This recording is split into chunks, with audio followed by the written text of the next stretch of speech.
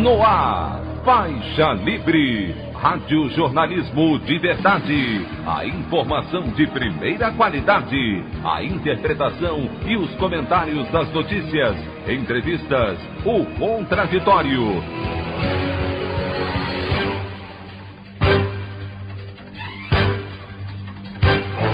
Tudo para aproximar você cada vez mais da realidade do Brasil e do mundo.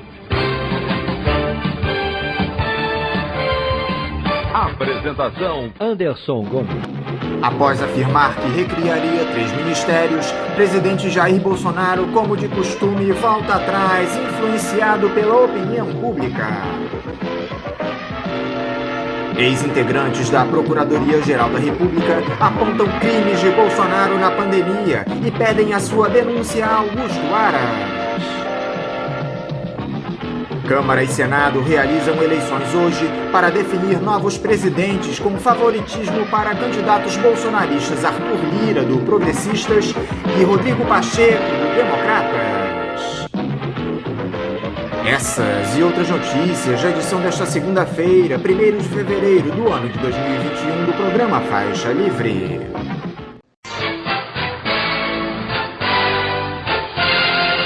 Comentário de Anderson Gomes.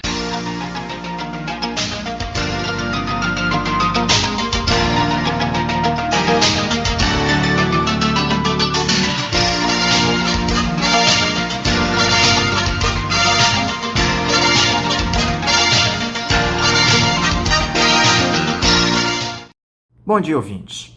O fim do recesso parlamentar nesta segunda-feira marca também o dia mais importante para o Congresso esse ano. Tanto a Câmara quanto o Senado escolhem hoje seus novos presidentes. A maior expectativa fica por conta das eleições na chamada Casa do Povo, onde o candidato apoiado pelo presidente Jair Bolsonaro, Arthur Lira, do Progressistas, tem o favoritismo para conquistar a vitória. Baleia Rossi, do MDB, é a esperança da oposição para evitar que a possibilidade da abertura de um processo de impeachment do ex-capitão seja enterrada de uma vez por todas, já que dificilmente o aliado do chefe do executivo daria início a uma investigação por crime de responsabilidade. Nós vamos conversar a respeito disso com maior profundidade no programa de hoje, em uma boa entrevista que o deputado federal Marcelo Freixo, do PSOL, nos concedeu. Mas eu não posso deixar de ler aqui para vocês a bela coluna da jornalista Cristina Serra, publicada no último sábado no jornal Folha de São Paulo, onde ela comenta mais uma violência cometida por Jair Bolsonaro contra a imprensa. O título da coluna é Bolsonaro e a PQP. Previsão do tempo. Tempo negro, temperatura sufocante. O ar está irrespirável. O país está sendo varrido por fortes ventos, máxima 38 graus em Brasília, mínima 5 graus nas Laranjeiras. Com essa previsão do tempo, publicada na primeira página do Jornal do Brasil em 14 de dezembro de 1968, o jornalista Alberto Diniz tentava driblar a censura para noticiar o AI-5, que deu poderes de exceção aos generais para reprimir opositores da ditadura. Naqueles dias, atitudes como a de Diniz poderiam resultar em prisão, tortura e morte. Transposta para o Brasil hoje e guardadas as diferenças históricas, a alegoria meteorológica é de assombrosa atualidade. Sob Bolsonaro, doentes morrem por falta de ar. As instituições sufocam. Ele e sua súcia de bandoleiros semeiam tormentas toda vez que ameaçam com golpe. Escumalha da ditadura, Bolsonaro, se pudesse, mandaria todos os jornalistas para a ponta da praia. Nesta semana, contrariado com uma publicação, o Boca Suja do Planalto despejou seu vocabulário de espelunca contra a imprensa mais uma vez. Aos gritos, o presidente sem decoro da República mandou o jornalismo brasileiro para a PQP e que os jornalistas enfiassem latas de leite condensado no rabo. A grande imprensa, em geral, aceitou os xingamentos da maior autoridade do país sem reação, que não o silêncio e a cabeça baixa. Quem cala consente, rebaixa sua dignidade e deixa portas abertas para a coisa pior. A perplexidade não pode ser individual nem ficar restrita às redes sociais. Os grandes veículos deveriam se juntar às entidades representativas do setor para exigir, no mínimo, uma reparação judicial. Na campanha de 2018, a imprensa naturalizou Bolsonaro, dando-lhe o benefício de uma falsa equivalência entre dois extremos inexistentes. Seus ataques ao jornalismo não podem ser naturalizados. A reação a eles requer coragem e inteligência. O exemplo de Dines mostra que já fomos capazes disso, e em momentos mais difíceis. A opinião do Faixa Livre. Bandeirantes, 1360. Estamos apresentando Faixa Livre. Voltamos a apresentar Faixa Livre. Estamos de volta, ouvintes, com o início da edição de hoje do programa Faixa Livre, que tem na sua produção a jornalista Celeste Sintra, auxiliada pela também jornalista Natália Moraes, tendo no comando do áudio o Francisco. Meu bom dia a todos. E meu bom dia também a você, que pode aqui participar nos enviando mensagens eletrônicas para o endereço ouvinte@programafaixalivre.com.br ou ainda registrando suas participações diretamente nas nossas redes sociais. No Facebook, nossa página é o Programa Faixa Livre. No Twitter e no Instagram, para deixar o seu recado, basta seguir os perfis @PGMFaixaLivre.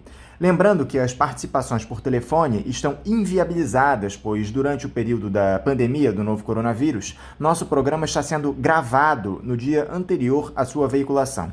Pedimos desculpas aos nossos ouvintes que costumam interagir conosco desta forma, mas foi a maneira encontrada pela equipe do Faixa Livre para mantê-los informados sobre o que acontece no país e no mundo com essa nossa visão crítica e, ao mesmo tempo, preservando a saúde dos profissionais que levam o programa ao ar. O Faixa Livre pode ser acompanhado também pelo nosso aplicativo para celulares com sistema operacional Android. O nome do aplicativo é Programa Faixa Livre. Os ouvintes também têm acesso à transmissão pelo nosso site, o www.programafaixalivre.com.br, ou pela página da Associação de Engenheiros da Petrobras, a AEPET, uma das nossas entidades patrocinadoras, no www.aepet.org.br. Para quem perdeu alguma das edições ou quer ouvir novamente o Faixa Livre, os áudios das entrevistas e editoriais estão disponíveis no nosso podcast, nos aplicativos Spotify, Deezer e Castbox. E dando início às nossas entrevistas, é com muita alegria que eu cumprimento o deputado federal pelo PSOL do Rio de Janeiro, Marcelo Freixo. Marcelo Freixo, bom dia. Bom dia, Anderson, bom dia a todos os ouvintes, bom dia, Celeste, a equipe do Faixa Livre. Prazer estar aqui com vocês, obrigado pelo convite. Freixo, muito obrigado por você novamente dialogar conosco aqui no Faixa Livre. Freixo, o caos que o Brasil atravessa nos últimos tempos tem nome e sobrenome: Jair Bolsonaro. Não bastasse esse caráter ideologizado e autoritário da gestão do ex-capitão, uma figura que mostrou-se absolutamente incapaz de exercer qualquer tipo de função pública. Os 28 anos de mandato parlamentar dele em Brasília não nos deixam mentir. Só chegou ao Palácio do Planalto guindado por um sentimento antipetista que tomou conta da nossa sociedade, aliado a setores do capital hegemônico que não têm o menor pudor em defender os seus interesses, seja qual for o custo. Ainda tivemos o infortúnio de uma pandemia que deixou ainda mais claro o projeto genocida que tomou conta da nossa república. Já são mais de 220 mil mortes pela Covid-19 no país, as vacinas escassas para a população, e isso porque eu nem citei as suspeitas de corrupção e mau uso do dinheiro público que pairam sobre o presidente. Primeiro, Freixo, eu gostaria de uma análise sua para essa situação lamentável que o país atravessa, esse retrocesso civilizatório ao qual estamos submetidos. Eu acho que o termo correto é exatamente esse, é um retrocesso civilizatório. O Bolsonaro, ele não representa uma alternância de poder. Ele não está dentro da regra democrática, da alternância, da divergência, da diferença. A democracia é um regime onde só faz sentido se existir a diferença, né? Não é um regime para os iguais. E Bolsonaro representa uma quebra do processo democrático. Nós vivemos aqui um período ditatorial. que, sem dúvida alguma, e de forma inquestionável, é a quebra da democracia. E nós vivemos períodos democráticos, e aí, nesse sentido, você teve recentemente, por exemplo, uma disputa entre o PSDB e o PT, né, com uma hegemonia desses dois partidos, numa alternância de poder claramente isso durante a década de 90, principalmente, claramente uma regra democrática, né, de disputa de projetos, de visões de mundo, de papel do Estado, é isso. O Bolsonaro não representa essa alternância, essa é a primeira coisa que a gente precisa entender.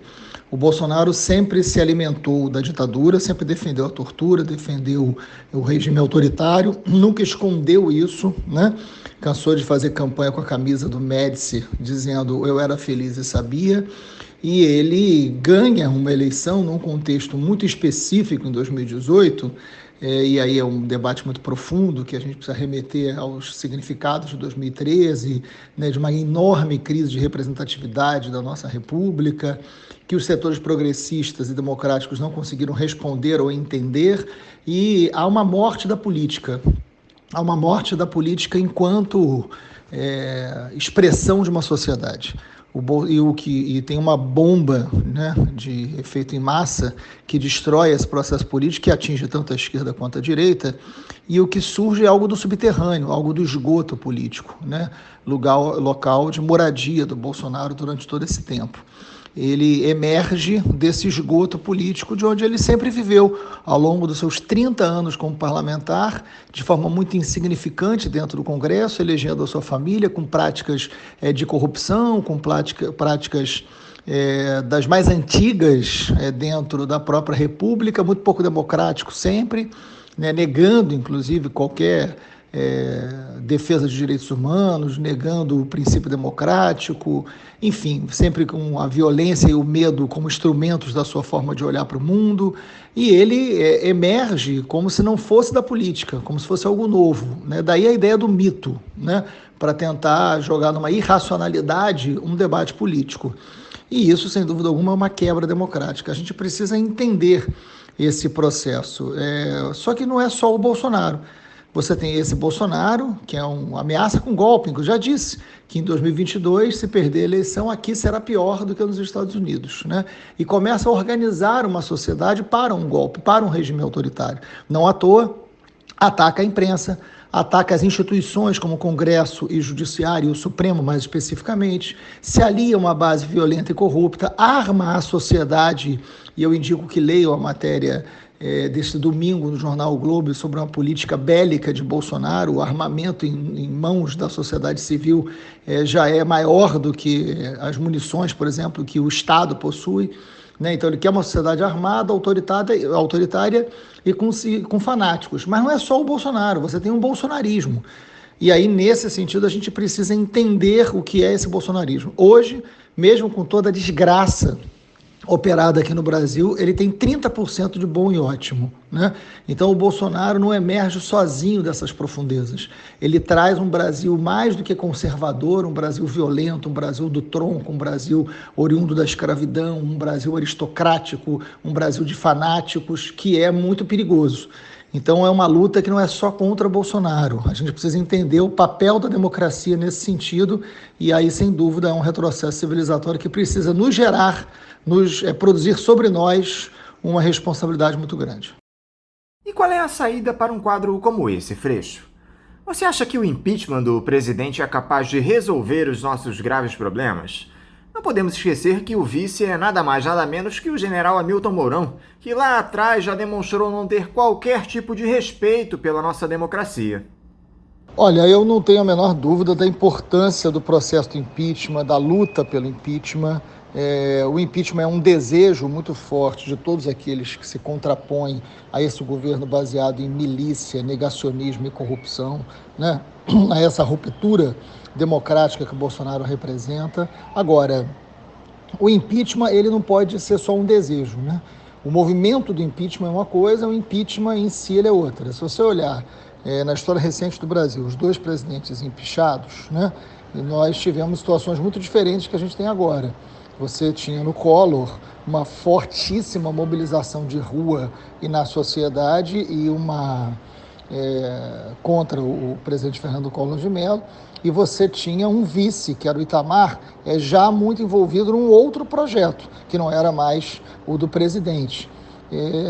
Isso você não tem hoje, né? Mesmo no caso da Dilma, né, que foi um golpe muito violento à democracia brasileira, você tinha o vice, o Michel Temer, né? Você tinha um outro projeto ali também sendo costurado, né? Você tinha uma popularidade já em baixa da presidente naquele momento, uma forte campanha contra, né? Todas movidas evidentemente por um golpe, e a gente tem sempre que dizer isso. Agora, o Bolsonaro não falta crime, ao contrário do que aconteceu no caso da Dilma, tem inúmeros crimes, você pode escolher qual crime que Bolsonaro cometeu, mas o vice é o Mourão, não há um outro projeto que envolva esse vice. Nós temos um problema concreto da pandemia, que você não tem uma grande mobilização na sociedade, nas ruas, pressionando, né, em razões óbvias, e você tem ainda 30%, não é pouco, 30% da sociedade dizendo que o governo dele é bom e é ótimo, né? Então o impeachment ele é um processo, o impeachment ele é um movimento, ele é muito importante que a gente se mobilize por ele, que a gente fale, porque são sucessivos crimes cometidos, crimes contra a saúde, crimes de genocídio, né? A gente não está falando só de questão fiscal, a gente está falando de algo muito grave. Agora, eu acho que a gente precisa mais do que o movimento do impeachment. O movimento do impeachment ele é muito importante até para construir as condições favoráveis ao impeachment. Agora, a gente precisa de um projeto de país, né? A gente precisa fazer com que os setores progressistas se mobilizem no sentido de o que a gente está oferecendo para substituir esse caos completo, né? Qual é a nossa capacidade de articulação entre o campo progressista e o campo democrático para derrotar a extrema-direita. A extrema-direita ela é tosca, ela é violenta, mas ela tem um projeto. Há uma engenharia de poder, né?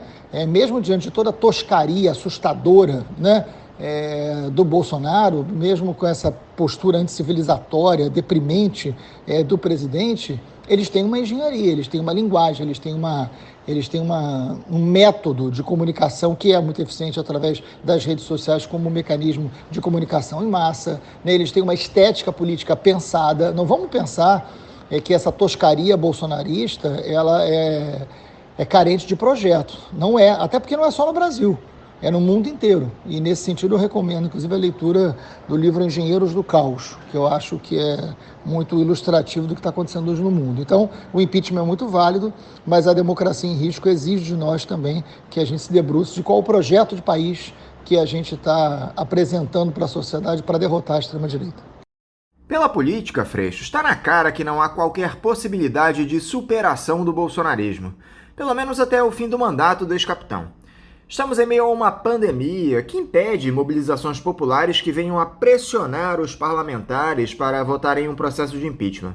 Afora isso, esses deputados e senadores, em sua maioria absoluta, estão comprometidos com as pautas entreguistas do presidente e do seu vice. Ou seja, a única alternativa possível, na minha avaliação, é a via judicial. Nós temos esses processos que estão parados já há algum tempo lá no Tribunal Superior Eleitoral, Freixo, que dizem respeito à utilização de dinheiro proveniente de Caixa 2 para financiar o envio de mensagens em massa por aplicativos de troca de mensagens no intuito de favorecer a chapa Bolsonaro-Mourão. Provas não faltam de cometimento de crimes do presidente, Freixo. Você acredita que o TSE terá a coragem de caçar a chapa e dar fim a esse martírio que todos estamos enfrentando? Eu, particularmente, não acredito na via judicial como forma da gente solucionar um problema que é político. Eu não tenho essa crença, eu não estou com isso dizendo que não haja base para uma decisão judicial contrário a Bolsonaro. Acho que há, né? Mas eu não acredito que isso se viabilize dessa maneira. Eu acho que a nossa energia tem que ser no sentido do pedido de impeachment como instrumento de mobilização da sociedade, a gente se preparar para um pós-pandemia, que é muito difícil ainda prever quando será, né? Até por causa de um caos, muitas vezes proposital, né, promovido pelo governo Bolsonaro, mas a gente tem que criar mecanismos de mobilização. Enquanto isso, eu acho que a gente precisa qualificar muito melhor as nossas ações nas redes sociais, operar em conjunto, é preciso ter uma pauta de que faça com que a gente organize uma comunicação melhor do setor progressista em conjunto, né? No lugar de cada deputado ter a sua rede social, cada partido ter a sua rede social, que a gente pudesse ter uma oposição também organizada no sentido de uma comunicação mais eficaz de enfrentamento ao Bolsonaro, de oposição ao fascismo no Brasil, né? O fortalecimento da luta nas instituições também é importante, e principalmente no fortalecimento dos movimentos sociais, né? Existem movimentos sociais, desde movimentos vinculados a territórios, a movimentos sindicais, a movimentos de categorias. Esses movimentos precisam estar em diálogo permanente, né, com as instituições, com as forças progressistas da política institucional também. Acho que esse é um caminho melhor de construção política para deter o Bolsonaro do que a gente acreditar na via judicial. São tantos os episódios absurdos nesse governo, Freixo, que fica difícil nós falarmos sobre todos. Eu vou me ater aos mais recentes, então. Primeiro, esse verdadeiro crime contra a saúde pública, protagonizado pelo ministro General Eduardo Pazuello no combate à pandemia. O ministro Ricardo Lewandowski, do Supremo Tribunal Federal, autorizou na semana passada a abertura de um inquérito para investigar a conduta do militar que ocupa a pasta em relação à crise da falta de oxigênio em hospitais do Amazonas. Essa autorização se deu a partir de um pedido do Procurador-Geral da República, Augusto Aras, após representações de alguns partidos políticos. Vocês do PSOL, inclusive, já protocolaram um pedido de impeachment do ministro, que chegou a disponibilizar uma plataforma recomendando o uso de medicamentos sem qualquer comprovação científica para o tratamento da Covid-19. Fato é, Freixo, como o próprio Pazuello assumiu em um vídeo divulgado nas redes sociais, que ele atua sob as ordens do seu chefe, o presidente Jair Bolsonaro. Eu gostaria da sua avaliação sobre essa atuação do ministro. O que você espera desse inquérito autorizado pelo Supremo e se você acha que ele vai respingar no Bolsonaro? É muito difícil saber qual é o ministro mais patético do Bolsonaro, né? O chanceler, sem dúvida alguma, é alguém muito forte nesse quesito, né? O ex-ministro da Educação, né? A ministra Damares, enfim, a lista é muito forte, né? Em relação a coisas estranhas no mundo da política. Mas o Pazuello, sem dúvida alguma, vem se superando. Ele... eu gosto da pergunta dizendo que a gente sabe por que ele virou ministro por causa da qualidade do presidente. Difícil imaginar como é que ele se tornou general, né? É porque isso realmente o Exército devia explicar. Como é que alguém tão incompetente e patético se torna general do Exército brasileiro? O ministro Pazuello age como um criminoso, né? Não há outro termo a ser utilizado. Ele não tem nenhum conhecimento da área da saúde, isso foi dito desde o início por ele e pelo Beócio, que o colocou no Ministério da Justiça, mas ele argumentava de que a razão principal da sua entrada no Ministério era logística. Bom, se o Exército Brasileiro depender da logística do Pazuello para qualquer conflito, eu já começo a sentir dó, né, da tropa, porque vai terminar uma guerra na marcha ré olhando para o lado errado, porque é um negócio inacreditável, né? Agora, o negacionismo presente em todo o governo Bolsonaro acirra mais a incompetência do ministro, né? Porque não é só erro, é crime intencional. Quando você recomenda um remédio que não tem efeito, quando você coloca isso num aplicativo, quando você fica do lado de um presidente e você visita um lugar e fala de um medicamento que não tem efeito, você está cometendo crime, você está levando as pessoas à morte. Então é muito grave. Daí as nossas denúncias para que ele seja investigado e ele pague pelos crimes que cometeu, independente de qualquer crime também cometido pelo Bolsonaro, porque evidentemente que o Bolsonaro tem total responsabilidade pelos crimes do Pazuello. Afinal de contas, não só ele colocou o Pazuello para ser ministro da Saúde, né, como ele retirou outros ministros porque não seguiram orientações negacionistas, como ele, na verdade, cria o negacionismo, orienta o medicamento impróprio para uma pandemia que já nos retirou a vida de tanta gente. Outro caso muito mal explicado, Freixo, foi aquela polêmica da suspeita de gastos superfaturados na gestão federal com alimentos no ano passado.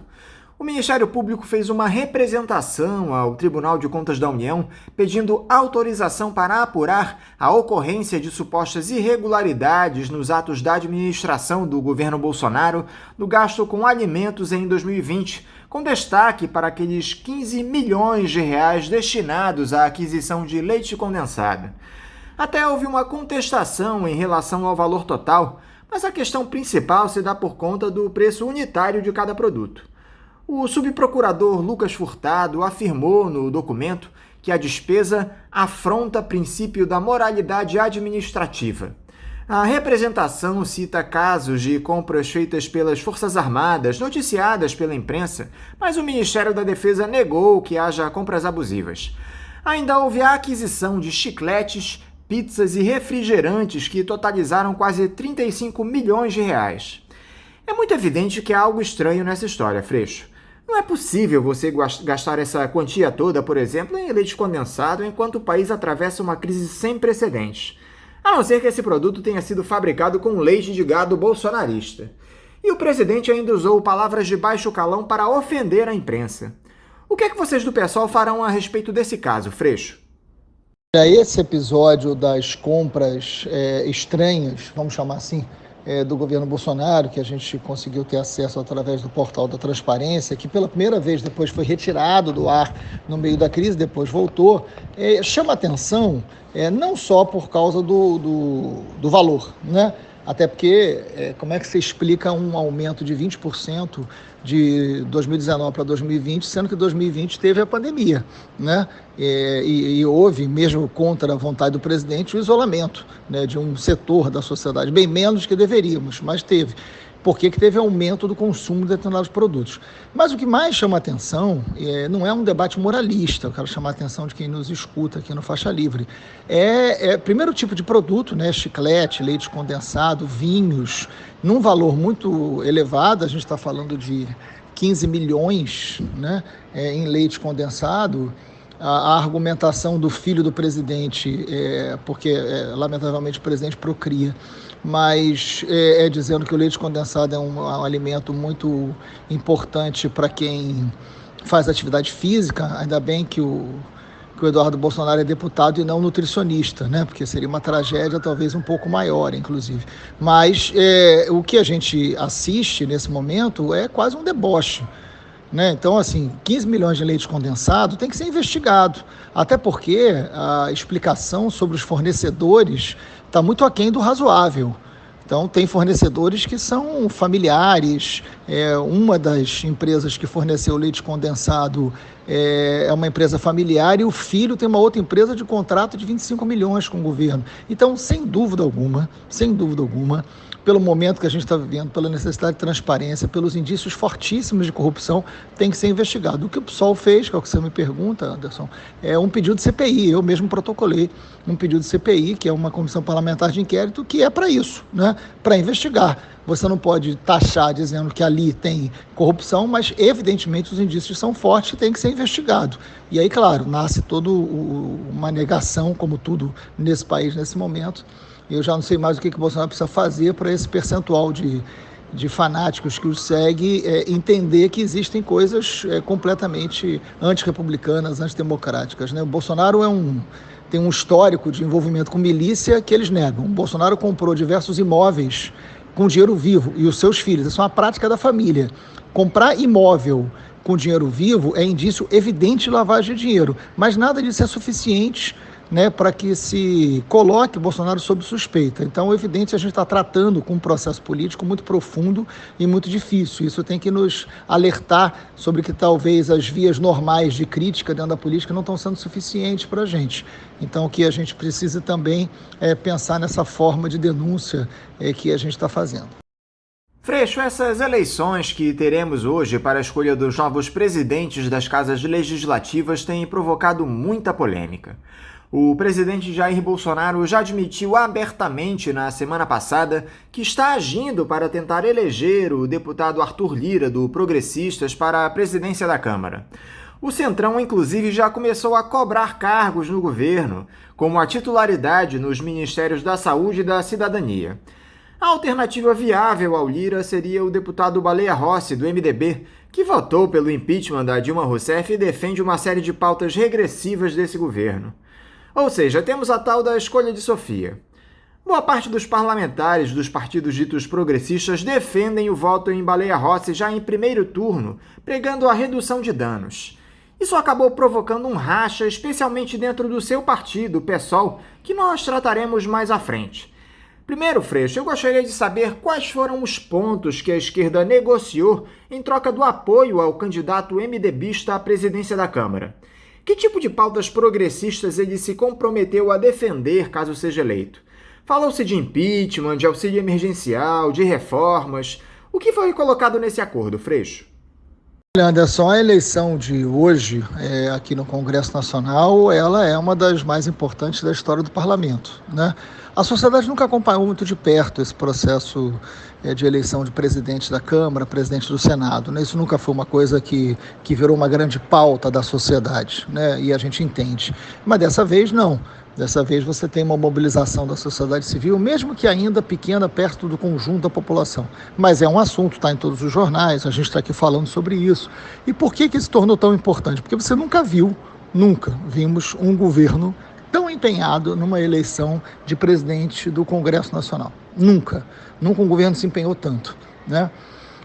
Bolsonaro é um principal cabo eleitoral da candidatura do Arthur Lira, né? O líder do Centrão e deputado líder também do PP. Do outro lado, você tem o Baleia Rossi, essa é a principal disputa, mas com diversas outras candidaturas, entre elas a candidatura da nossa querida Erundina pelo PSOL. Mas a candidatura do Arthur Lira, que é a candidatura do Centrão, ela é a candidatura do Bolsonaro, né? Então, independente de qualquer avaliação que se possa ter sobre o Arthur Lira, a vitória do Arthur Lira será a vitória do Bolsonaro. E por que o Bolsonaro está tão empenhado? E quando eu falo empenhado, eu estou falando de emendas, de cargos, eu estou falando de um empenho aí bastante materializado, né? Esse esforço do Bolsonaro na eleição do Arthur Lira, que está em campanha há 3 anos, é bom que se diga, né?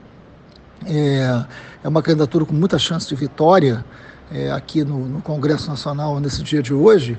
Ele representa uma possibilidade de reeleição do Bolsonaro. É disso que se trata. O Bolsonaro tem um candidato à presidência da Câmara para não ter impeachment, para ter uma pauta de costumes, para ter uma pauta que viabilize ainda mais a sua candidatura em 22. A chance do Bolsonaro estar no segundo turno é muito grande. Com todo o desgaste do Bolsonaro, com toda a oposição que ele sofreu, com todos os erros que ele cometeu, ele tem 30%, eu volto a afirmar isso, ele tem 30% de bom e ótimo. É um patamar elevadíssimo. É a gente pensar que de cada 10 pessoas que a gente encontra, 3 acham o Bolsonaro ótimo. É muita gente. É muita gente. Com este percentual, ele está no segundo turno da eleição em 22. Se ele tiver uma Câmara que paute os assuntos que possam fortalecê-lo, sem dúvida alguma, ele vai fortíssimo para 22. E é isso que está em jogo. O que está em jogo é a continuidade do fascismo e da vitória da extrema-direita no Brasil. É por isso que a gente, evidentemente, tem que ter muita responsabilidade nessa hora. Não é hora da gente olhar para o nosso quintal, quando, na verdade, você tem um furacão arrancando as casas por trás da gente, né? O Bolsonaro é viável como candidato à reeleição em 22. A gente precisa entender isso. Nós erramos muito quando em 18 achamos que ele jamais ganharia a eleição e ele ganhou. Todos nós cometemos esse erro. E ele agora pode ser reeleito. E nós não podemos cometer o mesmo erro de achar que isso não vai acontecer porque ele é tão diferente da gente, né? Enfim, então nesse sentido, Anderson e quem nos ouve aqui, é claro que no campo lá democrático do Baleia, que apoia a candidatura do Baleia Rossi, o PSOL poderia estar no campo mesmo mantendo a candidatura da Erundina, é bom que se diga, mas resolveu não fazer isso. A candidatura do Baleia Rossi, é claro, você tem um debate da possibilidade do impeachment, você tem o debate do auxílio emergencial, você tem uma série de pautas e você tem o próprio funcionamento do Congresso, que é muito mais importante que qualquer pauta específica. Você tem o compromisso do Baleia Rossi de não pautar, né, projetos relacionados à questão dos costumes, porque sem dúvida alguma vai ser um viés muito forte do Bolsonaro. Tem uma pauta de negociações, mas mais do que isso é o funcionamento do Congresso, né? Quais são os deputados que serão relatores de projetos, o controle da CCJ, porque ao contrário das assembleias estaduais, a CCJ ela é deliberativa, né? Projetos entram na CCJ, são aprovados e viram lei, nem vão para o plenário. Então quem tem um controle da CCJ, e pode ser que seja o grupo do Arthur Lira, é muito importante nesse momento. O que está em jogo não é só a Câmara, não é só quem vai comandar a Câmara. O que está em jogo é se Bolsonaro sairá fortalecido para ser reeleito ou não. Eu acho que isso é pauta suficiente, é preocupação suficiente para nos gerar mais responsabilidade. Falando agora sobre essa divisão que se deu no PSOL, Freixo, por conta do lançamento da candidatura da deputada Luísa Erundina para concorrer à presidência da Câmara. Nós conversamos aqui no programa na semana passada tanto com a deputada como com o presidente do partido, Juliano Medeiros, e ambos defenderam de maneira firme essa chapa de esquerda como alternativa democrática e popular no primeiro turno da eleição. A Luísa até adotou uma postura defensiva por conta dos muitos ataques que ela diz vir recebendo devido a essa candidatura. Você foi um dos integrantes do PSOL que se colocou contrário ao lançamento do nome da deputada para presidir a Câmara. Eu queria te ouvir a respeito disso, Freixo. Por que a melhor opção é apoiar o Baleia Rossi logo de cara, abrindo mão de debater temas como o combate às reformas, às privatizações, a defesa de um programa social de garantia de renda mínima durante a pandemia? Você tem o tempo que precisar, Freixo. A palavra é tua. Olha, eu acho até que esse debate já está superado. Eu acho que a gente tem que criar, inclusive, formas aqui da bancada, que é uma bancada muito importante. O PSOL é um partido muito importante na esquerda brasileira, é um partido muito importante na democracia brasileira. A bancada do PSOL é uma bancada das mais qualificadas que a gente tem no Congresso. A bancada, mesmo tendo divergências, o que faz parte da vida, né, tem que ter a capacidade de se unificar e atuar junto, porque isso é muito importante para a luta da esquerda brasileira. Então, acho que esse debate está inclusive superado. Eu tenho um respeito muito profundo pela Erundina, uma querida amiga com quem eu tenho uma relação espetacular. Não se trata de qualquer avaliação sobre a Erundina, não é justo que esse debate caminhe para esse lado, não é isso. A própria Erundina defendeu que o nome a disputar essa eleição fosse o meu nome, e eu não aceitei. Eu disputei a última, né, contra o Rodrigo Maia, inclusive, porque era uma outra conjuntura, mas nesse momento a bancada ficou dividida, houve uma decisão do partido, e isso está, enfim, é isso, né? Assim, agora é torcer para que tenha segundo turno, que não está garantido, né? E o partido tentar contribuir para a derrota do Bolsonaro no Congresso Nacional e para a vitória da democracia. O que está em jogo é algo muito profundo, é algo muito sério. O argumento fundamental utilizado é que essa candidatura própria do PSOL, não importa de quem poderia nos ajudar a dialogar mais com a sociedade, a nossa pauta, e no segundo turno poderia apoiar o candidato comprometido com a democracia. Dois problemas nessa argumentação. Pode não ter segundo turno, né, e é provável até que não tenha. É muito difícil, porque vai ser uma eleição definida na traição, né, e traição você não mede antes. Então, mas é possível que não tenha segundo turno, né? E é possível, e no diálogo com a sociedade, o que a gente viu nas redes sociais foi uma ampla opinião de que o partido deveria estar no bloco democrático, né? Os eleitores do PSOL, de forma muito hegemônica, manifestaram essa opinião, né? Mas, assim, houve uma decisão da direção do partido, né, debatida, enfim, com espaço para debate. Eu acho que agora a gente tem que atuar muito dentro do Congresso e atuar para que a bancada possa agir unida o resto do ano, o que é muito importante para a democracia e para a esquerda brasileira.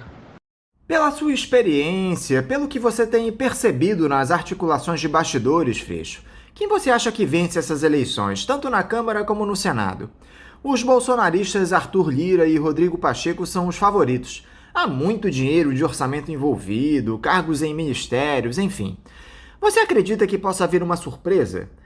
E o que a vitória desses dois pode provocar ao nosso país, Freixo? Muito difícil essa previsão, né? O Tancredo Neves aqui dizia, o voto secreto dá uma vontade de trair, né? Então essa vai ser uma eleição marcada pela traição. Há gente que pertence a partidos que estão no bloco democrático, que apoia o Baleia Rossi, que vão votar no Lira, né? Há gente que está no bloco do Centrão, que não vai votar no Lira, vai votar no Baleia. Então nós temos aí traições de todos os lados. Quem vai conseguir mais traição vai levar essa eleição, né? Não é uma contagem só dos blocos, né? E aí são duas coisas importantes de esclarecer os nossos ouvintes aqui. Uma coisa é saber o tamanho dos blocos, isso aí não tem a ver com o voto do presidente, né? Quantos partidos estarão no bloco definem as chamadas e a ordem das chamadas para a estrutura da casa. Então, é por isso que eu defendi também que o PSOL, mesmo mantendo a candidatura da Erundina, entrasse no bloco. Eu não vi razão, já que poderia manter a candidatura própria, no caso a candidatura da Erundina, e fazer parte do bloco. Esse debate enfim, ficou muito torto dentro do partido, acabou não acontecendo, infelizmente.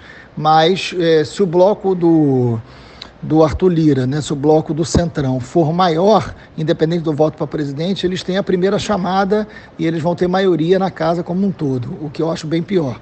E a outra é a votação, que aí é uma votação secreta, cada deputado entra na cabine e faz o seu voto, né? E nesse sentido é muito imprevisível, muito imprevisível. O que o Bloco Democrático, né, que defende o nome do Baleia, está tentando é a garantia de um segundo turno com uma diferença pequena para poder ser revertido. Só lembrando que o segundo turno acontece 2 horas depois do primeiro no mesmo dia. Então é uma eleição difícil, uma eleição tensa, que nós vamos ficar essa segunda-feira, enfim, por conta disso. Torcendo para que o Bolsonaro não saia vitorioso, né, que seria uma tragédia para todos nós. Esse ano de 2021, Freixo, se reveste de uma importância ainda maior. Não só pela necessidade de se combater a pandemia, mas por ser um ano pré-eleições presidenciais. A esquerda anda muito afastada, ainda não há discussão, pelo menos de maneira aberta, em torno de um programa de governo para a superação das mazelas provocadas pelo bolsonarismo e pelas seguidas administrações comandadas por neoliberais no nosso país, que privilegiam o nosso povo e que têm a viabilidade eleitoral. A minha primeira pergunta é simples, Freixo. A esquerda não está demorando demais para agir? O João Dória já se coloca como alternativa do capital hegemônico ao Jair Bolsonaro por conta da sua atuação diante da pandemia. Algo que qualquer político minimamente responsável deveria fazer. A situação é tão grave que o básico se tornou excepcional nesse país. A esquerda tem dialogado para construir aquela unidade tão necessária em um momento como o que atravessamos, Freixo. Olha, eu tenho insistido nesse ponto como o ponto mais importante da nossa agenda, né, da nossa pauta da esquerda. Eu entendo perfeitamente as diferenças que nós temos entre os partidos, as diferenças que habitam entre o PT, o PSOL, o PCdoB, o PDT, o PSB, enfim, entendo e acho que são diferenças importantes. Agora, nós temos uma ameaça à ordem democrática. Né, nós temos um avanço mundial da extrema-direita. O que a gente está assistindo é fascismo, não é uma alternância de poder. Então, talvez não seja o momento da gente pensar ou priorizar, né, o projeto específico de um ou outro partido. Eu reconheço e reafirmo as diferenças que existem entre os programas, os projetos do partido, mas está mais do que na hora da gente entender que essas diferenças são bem menores do que aquilo que nos une na defesa da democracia e na necessidade de derrotar o Bolsonaro e o bolsonarismo, porque nós vamos derrotar o Bolsonaro e o bolsonarismo vai continuar. A derrota do Bolsonaro será uma. O bolsonarismo, que hoje toma conta de 30% da sociedade brasileira, vai continuar habitando o nosso dia a dia, vai continuar habitando a nossa vida política durante muito tempo. E isso não é qualquer coisa. A gente está falando da negação da ciência, a gente está falando da falta de apreço à vida, a gente está falando de ataques frontais à democracia, de ameaças a defensores de direitos humanos, a gente está falando de algo muito grave, a gente está falando de racismo, a gente está falando de homofobia, né, como forma de fazer política, né, então, como forma de projeto de poder. Então, isso tem que nos remeter a um projeto maduro de país, um projeto que possa nos aproximar. Isso não significa eliminação das diferenças, não significa dizer que nós não temos histórias que nos diferenciaram dentro do campo da esquerda, mas isso mostra que a gente tem maturidade no momento em que a sociedade precisa de uma unidade para derrotar o bolsonarismo, que a gente oferte isso para a sociedade, né? Que a gente faça isso. E essa unidade não é só entre as siglas, essa unidade não é só entre os partidos, essa unidade é também com a sociedade civil. Essa unidade é com os movimentos sociais, é uma ampla aliança por um país democrático. Né? Qual é o programa, que país a gente está oferecendo para o Brasil? Né? Qual é o projeto de país que a gente oferece? O país não pode ser um do PSOL, um do PT, um do PSB, um do PDT. Né? Tem que ser um projeto de país que nos faça sentar com a sociedade civil e dizer, é assim que a gente derrota o Bolsonaro, porque a gente vai defender um Estado que tem esse papel, uma educação, uma saúde, uma assistência social, né? Uma política internacional que é desta maneira, e assim a gente vence o negacionismo e o fascismo brasileiro. Então é isso que a sociedade está exigindo da gente, né? É só vencer a nossa miopia, é só ler o que a sociedade está pedindo para a gente. É evidente que há uma urgência nessa pauta. Eu espero que a gente consiga viabilizar isso nesse momento tão grave. E você vê alguma possibilidade de que em 2022 nós tenhamos uma candidatura de esquerda viável para a sucessão do Jair Bolsonaro, Freixo? Qual seria o nome, na sua opinião, que poderia representar os anseios da classe trabalhadora do nosso país? Muita gente fala no Lula, mas ele ainda está inelegível por conta da condenação pela Lava Jato. Há outros que defendem que o Guilherme Boulos seja essa figura. Ele fez um ótimo papel na disputa pela Prefeitura de São Paulo ao lado da Luísa Erundina no ano passado.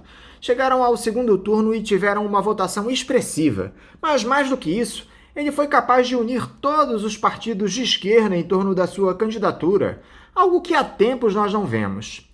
Quem é que reúne forças, Freixo, para assumir o protagonismo pela esquerda na disputa presidencial do ano que vem?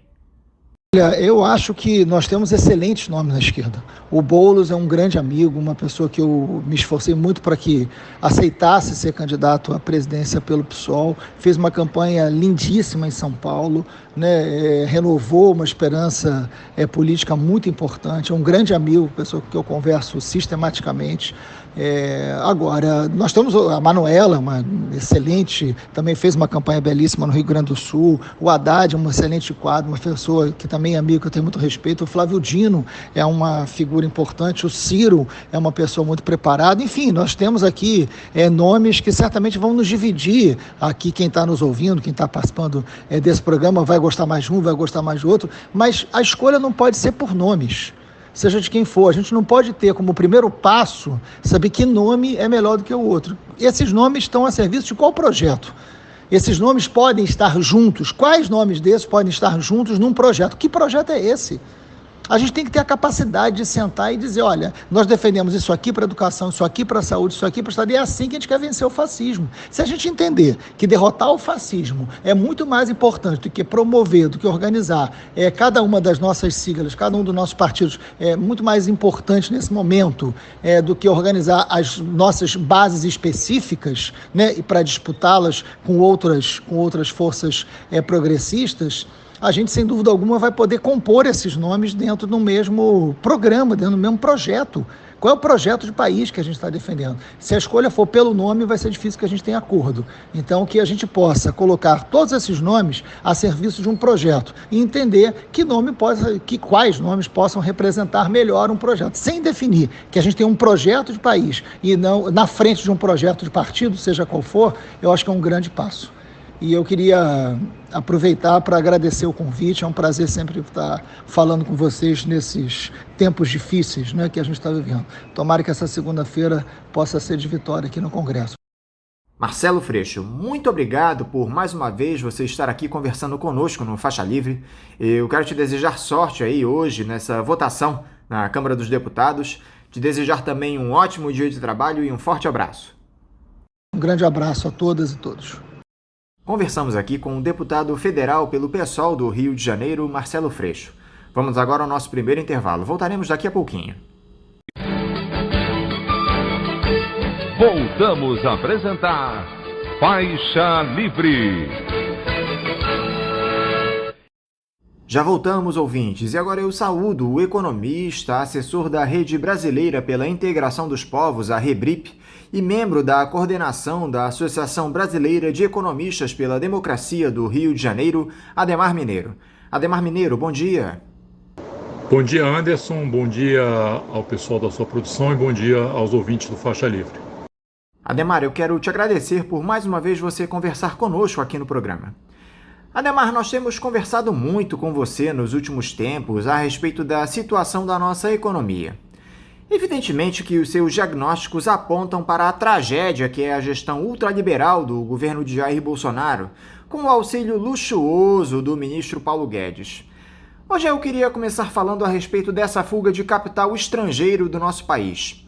Além de reduzirem pela metade os investimentos diretos realizados no Brasil em 2020, os estrangeiros retiraram 8 bilhões e meio de dólares de aplicações financeiras. Isso evidentemente afeta diretamente a economia, ainda mais em um governo que prega a atração de dinheiro de fora do país, querendo entregar as nossas riquezas. Há uma distorção entre a intenção do Bolsonaro e do Guedes e os interesses dos investidores internacionais, Adhemar. Por que o Brasil deixou de ser um destino atrativo para o capital externo? Bom, Anderson, a gente aí tem que fazer algumas separações, né? Primeiro ponto, eu acho que, especialmente para os investidores financeiros, o Brasil deixou de ser uma boa opção, primeiro por conta das instabilidades do cenário internacional, que afetou a maior parte dos países, né, o Brasil incluído, e mais particularmente os países chamados de emergentes, de novo o Brasil aí incluído. Né? Então, esse foi um movimento geral de fuga, né, de aversão ao risco dos investidores internacionais, e o Brasil, obviamente, desde 2019, já antes da pandemia, entrou nessa rota aí de fuga dos investimentos financeiros. No caso dos investimentos, bom, só um ponto, isso foi agravado desde o final de 2019 por conta das flutuações do dólar, né? Então a instabilidade do dólar em relação ao real, que pode comer parte dos ganhos eventuais que os estrangeiros possam ter em aplicações financeiras no Brasil, evidentemente afetou o apetite aí desses investidores financeiros por fazer investimentos no Brasil. No caso do investimento externo direto, aí de novo é um processo que vem desde 2016. Né? O principal elemento que aumenta aí o investimento externo direto é o crescimento econômico. E na medida que a gente não tem crescimento econômico no país, evidentemente o investimento externo direto fica a risco. Embora se fale uma série de coisas, a gente vê isso claramente quando olha, por exemplo, para o apetite dos investidores externos pelo mercado chinês, por exemplo. Ou seja, a China cresce e nesse movimento atrai investimento externo direto. Na outra mão está o Brasil e alguns outros países que não crescem e, portanto, não atraem esse investimento externo direto. E o terceiro elemento, que você não citou, mas eu acho que vale a pena citar, é que desse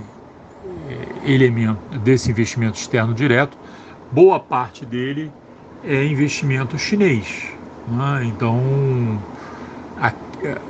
exatamente aquele país para o qual o governo Bolsonaro sinaliza, né, todo o seu desapreço, né, nesse momento e já há alguns anos, o principal investidor externo direto no Brasil, e a gente está vendo isso agora, especialmente em áreas de comunicação, né, de infraestrutura, também de energia elétrica, onde você vem tendo significativos investimentos chineses. Então, além da redução do investimento externo direto, existe um aumento do investimento externo direto chinês, que deveria também motivar uma discussão importante aqui, especialmente por parte de setores de apoio ao governo Bolsonaro, estando no governo ou estando fora dele, que fazem muitas restrições a essa aproximação com a China. E quais são os efeitos práticos que essa fuga de capital trazem para a nossa economia, Adhemar? Bom, do ponto de vista do investidor financeiro, o efeito principal é a queda da Bolsa de Valores, né, da onde esse capital está saindo, basicamente, né, e de outros ativos financeiros. Né? Então, a queda do valor desses ativos é muito função da saída desses investidores e, por tabela, a subida do dólar, porque, na verdade, esses investidores eles não só saem das suas aplicações financeiras, como buscam repatriar os seus recursos, e com isso acabam pressionando o valor do dólar, que sobe, e aí tem muitos impactos aqui dentro, inclusive sobre o processo inflacionário. No caso dos investidores externos diretos, evidentemente, como esse governo sinalizou desde o começo que esse seria um elemento importante, que ele atribui para o crescimento da economia, né? Na medida em que o governo não faz investimentos, que os empresários internos não fazem investimentos, se os investidores externos também não fazem os investimentos, evidentemente você não tem crescimento. Então o baixo crescimento, a estagnação, a recessão que a gente teve lá atrás, também tem relação com essa saída dos investimentos externos diretos. E isso coloca o país num certo círculo vicioso, não é? Porque você não tem investimento externo direto por conta de que a economia não cresce e, evidentemente, no segundo momento a economia não cresce porque você tem ainda menos investimentos externos diretos. Então isso é um ciclo vicioso que vai se alimentando. Falando agora sobre os efeitos dessa pandemia, Adhemar, o Paulo Guedes contrariou aquele discurso já conhecido do Jair Bolsonaro contrário aos imunizantes para a Covid-19 e afirmou que a vacinação em massa é decisiva para o bom desempenho da economia brasileira. Aliás, o presidente anda muito pressionado por empresários e apoiadores por conta da sua atuação nessa crise sanitária. Voltou-se inclusive a falar em impeachment. O problema é que o país não consegue adquirir mais doses das vacinas, especialmente por conta da ideologização da nossa diplomacia. Essa é uma equação difícil de resolver, Adhemar. Você enxerga alguma saída para isso? Bom, do ponto de vista do investidor financeiro, o efeito principal é a queda da Bolsa de Valores, não é? Da onde esse capital está saindo, basicamente, não é? E de outros ativos financeiros, não é? Então, a queda do valor desses ativos é muito função da saída desses investidores e, por tabela, a subida do dólar, porque, na verdade, esses investidores eles não só saem das suas aplicações financeiras, como buscam repatriar os seus recursos e, com isso, acabam pressionando o valor do dólar que sobe e aí tem muitos impactos aqui dentro, inclusive sobre o processo inflacionário. No caso dos investidores externos diretos, evidentemente, como esse governo sinalizou desde o começo que esse seria um elemento importante que ele atribui para o crescimento da economia, né? Na medida em que o governo não faz investimentos, que os empresários internos não fazem investimentos, se os investidores externos também não fazem os investimentos, evidentemente você não tem crescimento. Então o baixo crescimento, a estagnação, a recessão que a gente teve lá atrás, também tem relação com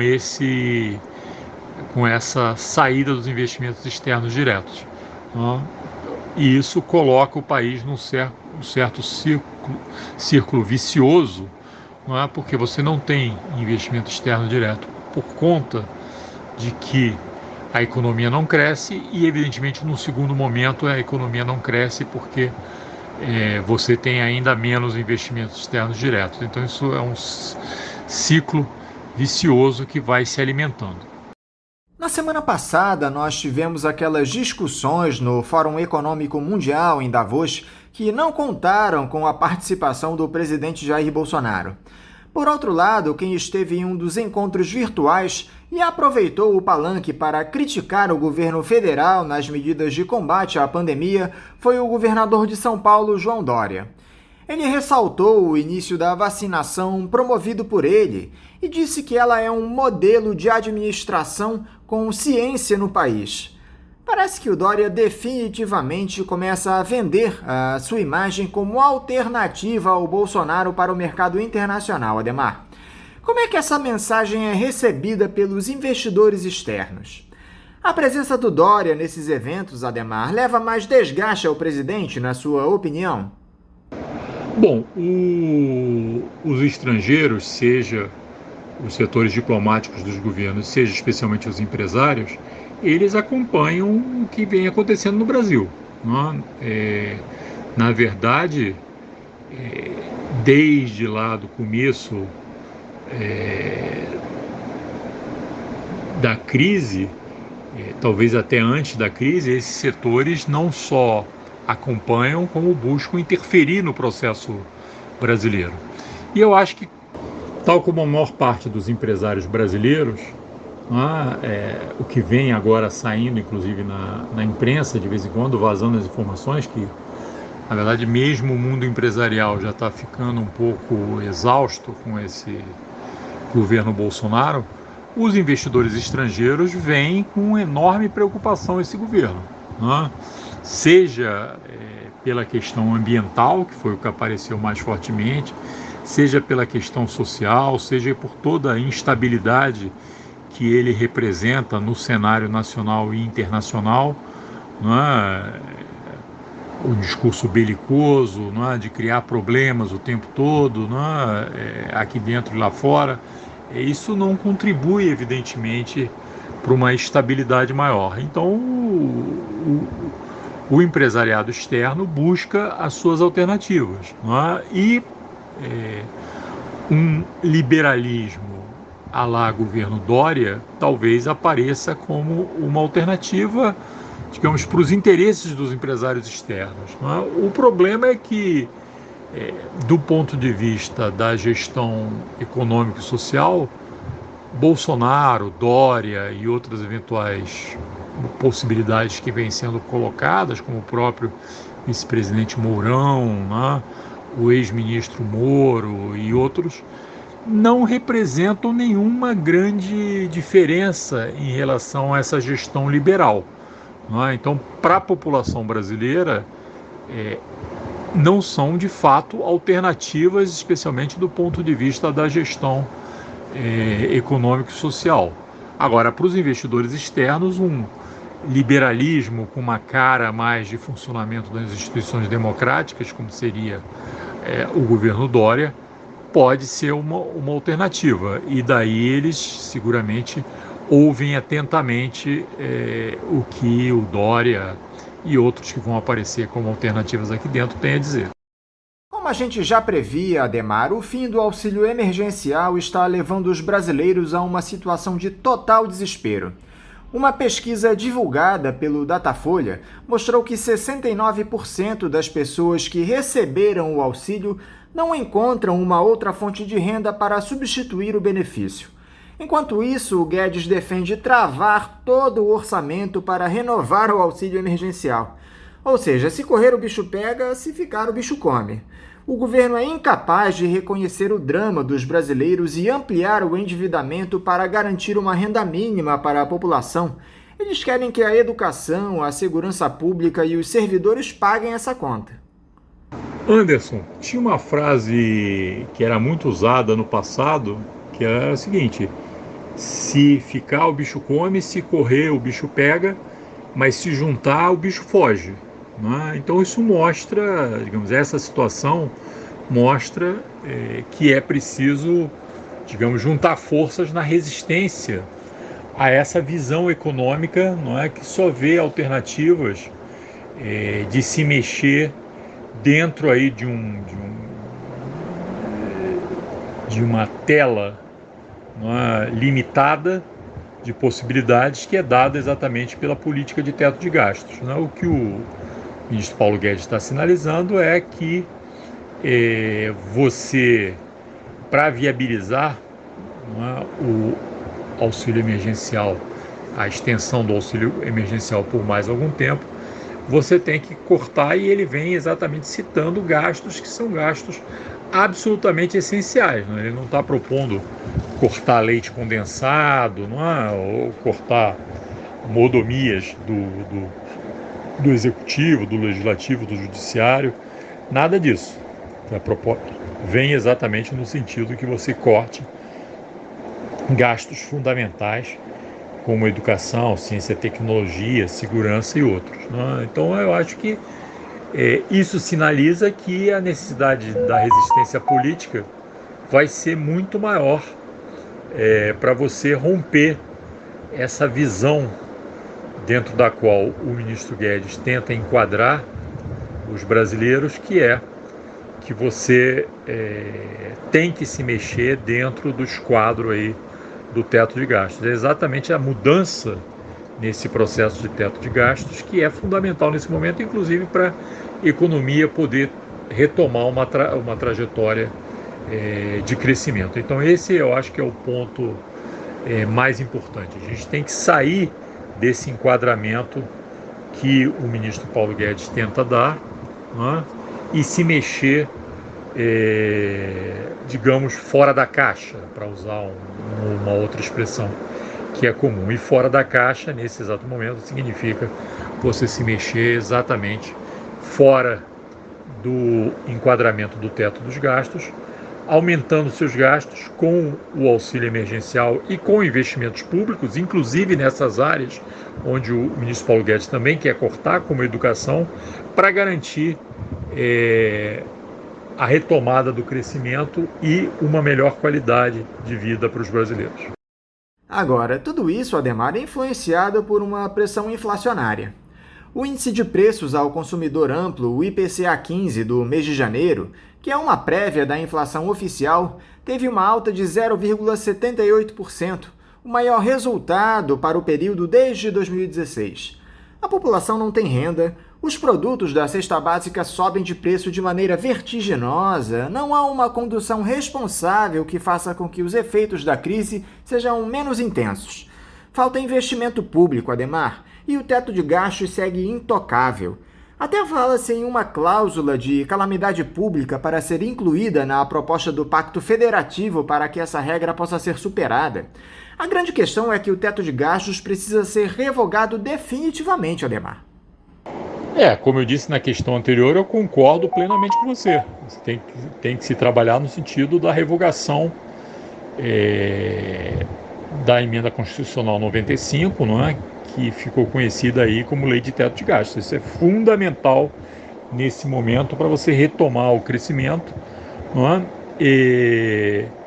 E, evidentemente, algumas medidas têm que ser tomadas também do ponto de vista do abastecimento de alimentos e da calibragem de alguns mecanismos de política interna, no sentido de você administrar essa possibilidade de inflação que você tem nesse momento. Mas, na verdade, boa parte desse processo inflacionário ele é explicado aí, de um lado, pela desvalorização do real em relação ao dólar, não é? Isso faz com que os produtos que são importados e que entram aí na cadeia produtiva de vários dos setores internos. A gente viu, por exemplo, agora, quando houve a discussão sobre a questão da vacina, não é? E o componente importado expressivo nessa área que vem da China, é assim em quase todas as áreas. Não é? E é assim, inclusive, vindo da China, porque quase todos os insumos hoje vêm da China. Não é? Então, essa necessidade de importação de insumo, esse desmonte aí das cadeias produtivas no interior do país, contribui, não é, para que você tenha essa dolarização dos preços internos, porque boa parte dos insumos acaba sendo importado. Não é? E também na área de alimentos, pelo fato de que a cadeia do agronegócio ela tem sempre essa possibilidade de exportar. Não é? Seja carnes, seja soja, não é? Seja uma série de outros produtos que compõem, digamos, os produtos, os preços dos produtos da cesta básica. Então, exatamente porque o agronegócio tem sempre essa possibilidade de exportar, ele também acaba dolarizando os seus preços, não é? Ou seja, coloca os preços em dólar, que é o preço que ele vende no mercado internacional. E cada vez que você tem um aumento do dólar, esses preços sobem aqui dentro também.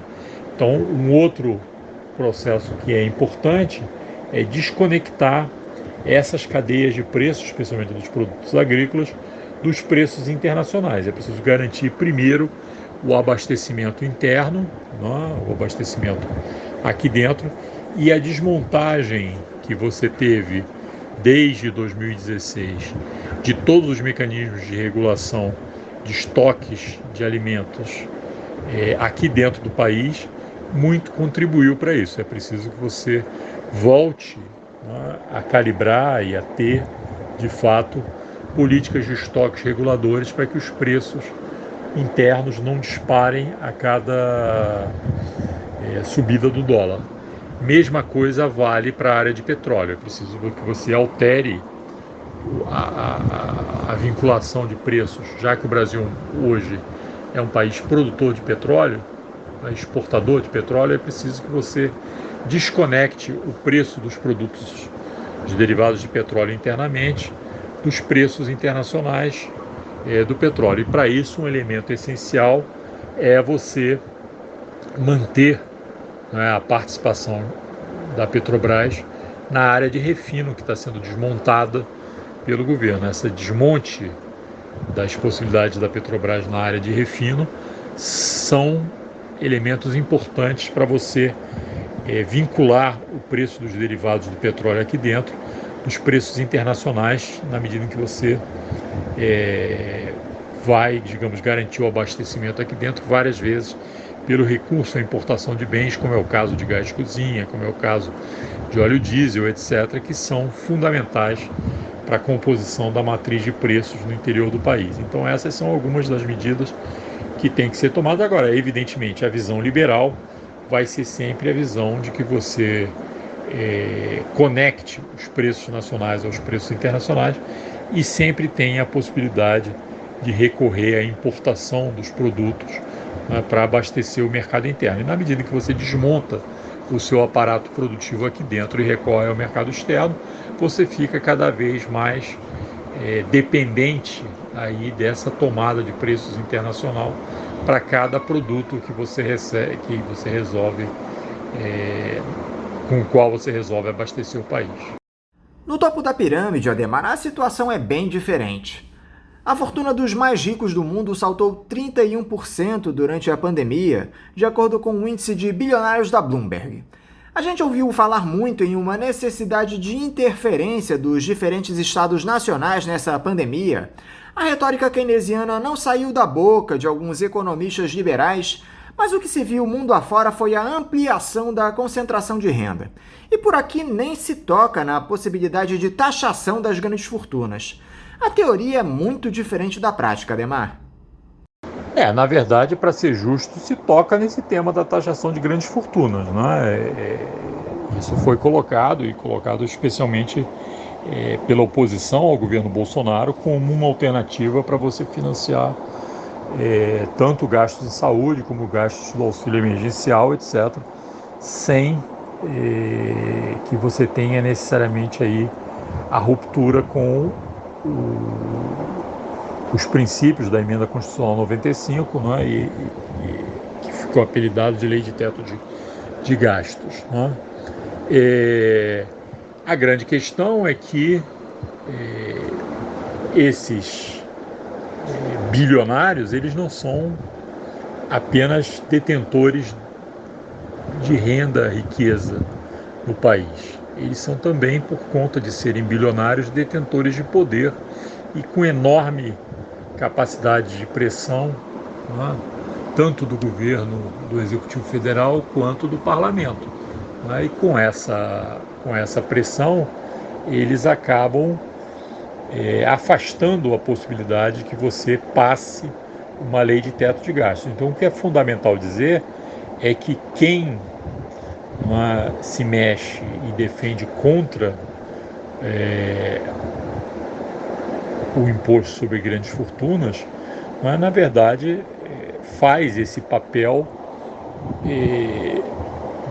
que é do interesse desses que detêm as grandes fortunas do país. E esse é o ponto fundamental. Eles não só detêm renda e riqueza, mas detêm também poder, e poder significa capacidade de influenciar o legislativo, o executivo e também o judiciário, no sentido de que esse tipo de taxação não seja aprovado. A única coisa que se pode falar, digamos, a favor dessas instâncias de poder no Brasil é que essa dificuldade não é só uma dificuldade brasileira. Essa dificuldade tem acontecido em quase todos os países do mundo, onde esses bilionários, né, criam e financiam os argumentos necessários a proteger as suas próprias fortunas. Né? Então, não é uma questão brasileira, embora no Brasil tome características particulares, mas é uma questão mundial. De novo, você só vai ser capaz de virar esse jogo se acumular força política no sentido de conseguir colocar contra a parede esses bilionários e viabilizar que você aprove legalmente a taxação das grandes fortunas. Esse é o ponto. Então é bom que as pessoas percebam, porque isso não vai acontecer sem uma enorme pressão política para contrabalançar o poder desses bilionários no interior do país e no mundo como um todo. E essa greve dos caminhoneiros prevista para começar hoje, Adhemar, como é que você observa? A categoria faz uma série de reivindicações, mas a maioria deles são claramente bolsonaristas. Eu conversei aqui no programa na última sexta-feira com o presidente do Conselho Nacional do Transporte Rodoviário de Cargas e ele claramente se esquivou de fazer críticas ao Jair Bolsonaro. Deixou inclusive de responder a 2 perguntas que eu formulei a respeito da atuação do presidente da República. Não está me parecendo que essa mobilização dos caminhoneiros terá um impacto tão grande como deveria, dadas as circunstâncias. Aliás, o momento, em meio a uma pandemia, não é dos melhores, né, Adhemar? Olha, a gente vai ter que ver de fato o que vai acontecer a isso com essa proposta de greve dos caminhoneiros, mas o que a gente sabe de antemão é que você tem uma categoria muito diferenciada, em que você tem os grandes transportadores, depois você tem os proprietários autônomos de veículos, em geral focados em transportes específicos, e depois você tem aí uma massa de caminhoneiros, não é? Muitos dos quais na verdade alugam os caminhões, tem que pagar aluguel também, é como aqueles taxistas, né, que alugam os táxis e tem que pagar diária aos proprietários, né? Então você tem uma categoria que é muito diferenciada, né? A gente vai ter que ver muito de perto isso. Evidentemente essa é uma categoria, para quem conhece, em que os estados do Sul, especialmente Santa Catarina e Rio Grande do Sul,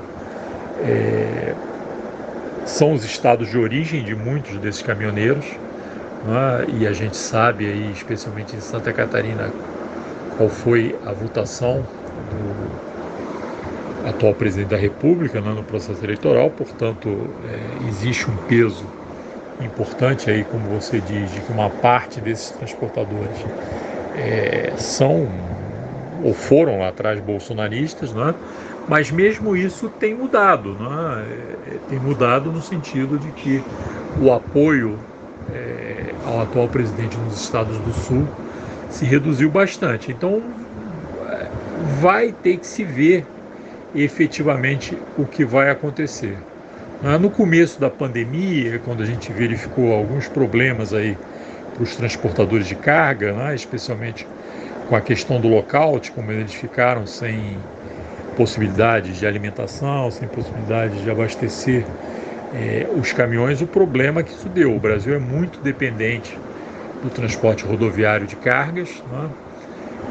Essa é uma questão estratégica, inclusive, que a gente vai ter que pensar com muita atenção para frente, né? Essa dependência aí.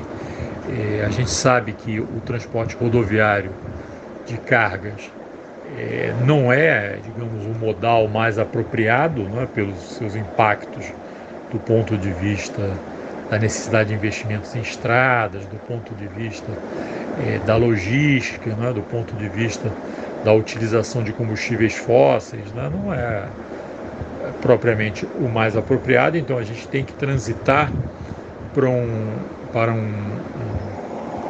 estrutura de transporte de cargas, não é? Menos baseada no transporte rodoviário, menos baseada nos caminhões, mas isso é o que a gente tem há uns 70 anos no país, né? Desde que você, lá nos anos 50, fez a opção pelo transporte rodoviário, né? Com a implantação da indústria automobilística aqui, desativou progressivamente o que você tinha de transporte ferroviário, por exemplo, o transporte de cabotagem, né? Por navios, etc. Né? E acabou centrando o seu transporte de carga no transporte rodoviário. Então essa é uma questão que a gente vai ter que discutir para frente. Eu acho que isso é um ponto importante, é um debate importante a ser feito, Tá? Mas nesse momento o que vai realmente acontecer, a gente vai ter que ver, até porque parte dessa negociação que o governo até tem feito, né, ela tem muita coisa de sigiloso. Né? Aparentemente foi oferecido aos caminhoneiros até prioridade na vacinação contra a Covid, etc., coisas que nem estavam, num primeiro momento, na pauta deles. Né? Eu acho que a grande questão, e é a questão que coloca uma queda de braço, e lá atrás colocou também, na época do governo Temer, entre os caminhoneiros e o Executivo Federal, é a política em relação aos preços do diesel, né, que faz parte da política do governo em relação aos preços de petróleo, de abrir, né, a importação desses produtos e dolarizar os preços aqui dentro. Esse é o principal problema. Né, aparentemente, o governo federal estaria vendo, via Ministério da Economia, alguma forma de dar um subsídio, né, aos transportadores, né, de alguma maneira, mas isso, de novo, também será uma coisa casuística, porque contraria, né, dar subsídio, contraria a política de liberalização do governo. Né? Então vamos ver exatamente como é que vai ser essa mexida e se de fato os caminhoneiros vão expressivamente parar, né, ou se será apenas tiro de festim, isso que foi anunciado por eles. Para encerrar, Adhemar, eu gostaria que você falasse a respeito de mais um dos seus artigos no site Terapia Política, onde você fala sobre a saída da Ford do Brasil e dos efeitos dessa desindustrialização que temos presenciado nos últimos anos. Eu acho que, como vai ficar expresso, como ficou expresso ali para quem leu o artigo que saiu no Terapia Política, você tem várias formas de olhar a questão da saída da Ford do Brasil. Você pode ver isso do ponto de vista da estratégia internacional da empresa, você pode ver isso do ponto de vista do ajuste, né, da produção automobilística aqui dentro, a queda do consumo, né, nesses últimos anos, especialmente nos grandes países do Mercosul, porque na verdade quando alguém faz investimentos na área automobilística no Brasil ou na Argentina, na verdade o mercado que conta para esses produtores é o Mercosul como um todo, porque os produtos finais e os produtos intermediários, né, autopeças, etc., circulam no conjunto do Mercosul. Né? Mas a tentativa ali é tentar ler a saída da Ford dentro desse processo de longo curso de desindustrialização do Brasil, ou seja, as empresas internacionais elas estão levando em consideração essa opção brasileira por se desindustrializar para sair daqui, né? Até porque no caso do Mercosul,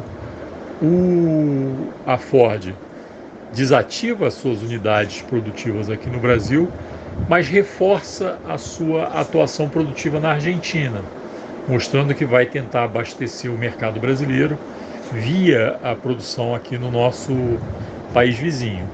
Né? Então, existe, como eu falei, uma questão que diz respeito à estratégia internacional da empresa, existe o encolhimento da indústria automobilística, mas existe também essa olhada, né? Essa percepção, né, de que o governo brasileiro e as elites brasileiras estão cada vez mais concentrados nessa visão primária exportadora, de centrar a produção do Brasil em commodities minerais, agropecuárias e energéticas, né, como o petróleo, né, para a produção aqui dentro, e de dar pouca bola aí para essa questão da produção industrial. E daí que, digamos, as empresas também começam a tomar decisões condizentes aí com essa estratégia, não só do governo, não só desse governo de plantão, mas parece ser uma estratégia de mais longo prazo das elites brasileiras. E aí recalibram as suas possibilidades de investimento para outros países da região. Então é um pouco essa a discussão, né? E mais uma vez obrigado por me dar a oportunidade de divulgar aqui o meu artigo lá para o blog Terapia Política. Ademar Mineiro, muito obrigado por novamente você estar aqui conosco no programa. Eu quero te desejar uma ótima semana de trabalho e deixar aqui o meu abraço. Anderson, obrigado a vocês pelo espaço mais uma vez para estar aqui conversando com você, com os ouvintes do Faixa Livre, né? E também desejo aí uma boa semana para você e para os ouvintes do programa. Forte abraço e até a próxima. Conversamos aqui com o economista, assessor da Rede Brasileira pela Integração dos Povos, a REBRIP, e membro da coordenação da Associação Brasileira de Economistas pela Democracia do Rio de Janeiro, Ademar Mineiro. Vamos agora a um novo intervalo. Voltaremos já já. Voltamos a apresentar Faixa Livre. Estamos de volta, ouvintes, e agora eu saúdo a médica e professora da Universidade Federal do Rio de Janeiro, a UFRJ, Lígia Bahia. Lígia Bahia, bom dia. Bom dia, obrigada pelo convite, muito bom estar aqui de novo, bom dia a todos. Lígia, muito obrigado por você novamente estar aqui dialogando conosco no Faixa Livre. Lígia, o drama que vivemos no nosso país, provocado por esse projeto genocida do Jair Bolsonaro, só se amplia. A vacinação contra a Covid-19 está limitada por conta da ideologização promovida pelo bolsonarismo, que produz crises diplomáticas com os principais fabricantes de insumos. A gestão do Ministério da Saúde recomenda a utilização de medicamentos que nenhuma autoridade médica indica para tratamento da doença.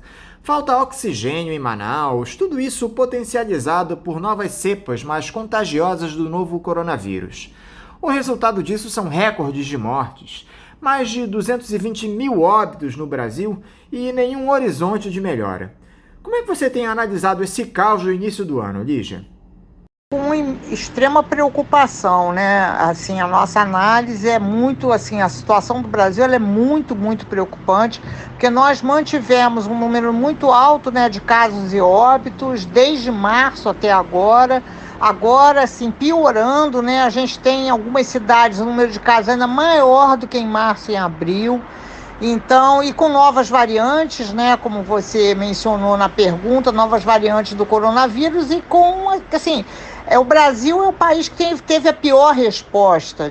Entre todos os países do mundo, o Brasil se destaca por ter sido pior.